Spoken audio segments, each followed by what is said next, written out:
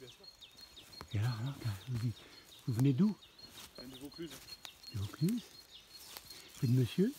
Valora. Et vous venez prendre la petite Naï, C'est ça. qui coule comme un chat là. Tout à l'heure. Voilà. Elle vivra en vie domestique, la petite chienne? Comment? Elle vivra à la maison ou bien Oui, au oui. À la maison, hein? Elle a son petit chenil, mais elle vivra avec nous, à la maison. Super, regardez comme elle est sage là. Et ça fait 35 mètres. Et que j'ai adoré, c'est quand elle a donné le petit coup d'œil en arrière. L'air de dire, mais vous venez ou pas? Piette là. Ouais, j'étais pas très fier avec le temps maussade là. Des fois ça marche pas à l'arrêt. Hein. Tandis que là, dis donc, ça frise la démonstration là. Fabuleux, hein? J'aurais pas pensé que... Parce que les particules d'eau sont en suspension dans l'air. Vous voyez le truc? Vous voyez le piaf? Ah ouais, je vois le piaf. Il est là-bas. Il court dans le machin, dans les ronces. Je le vois, non je le vois plus, je crois que je le voyais. Bravo!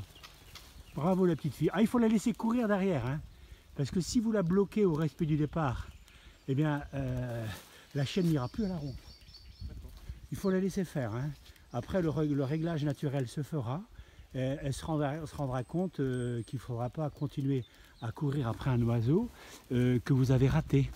Par contre, si l'oiseau est plombé et que donc les plumes donc arrivent sur l'oiseau, donc ça broie des particules de plumes qui tombent au sol et que la chienne perçoit une fois qu'elle a l'expérience. Donc après le chien, moi je ne comprenais pas pourquoi. Il y a certains chiens qui chassent, qui ont 3-4 ans, je ne comprenais pas pourquoi. Eh bien, de temps en temps, ils couraient après le gibier qu'ils ramenaient, hop là. Et puis, une autre fois, ils ne couraient pas du tout derrière. Eh bien, le chien, visuellement, ça ne se voit pas quand on tape dans le gibier.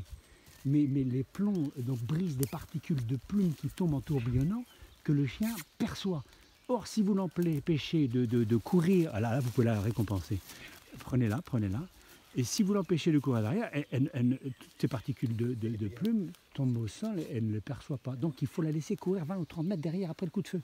Et là, si vous avez attendu que la chienne se calme, super, vous n'avez pas crié quand elle est partie, vous avez entendu qu'elle se calme pour lui donner la récompense, parce qu'elle n'était pas perceptive à votre appel lorsque son cœur battait très fort à 160 pulsations minutes, lorsqu'elle était à courir derrière l'oiseau qui venait de s'envoler.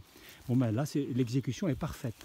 En plus, vous la collez à vous, elle est assise, vous n'avez pas appuyé sur ses articulations arrière, et donc vous lui avez donné un bonbon, hein? Super.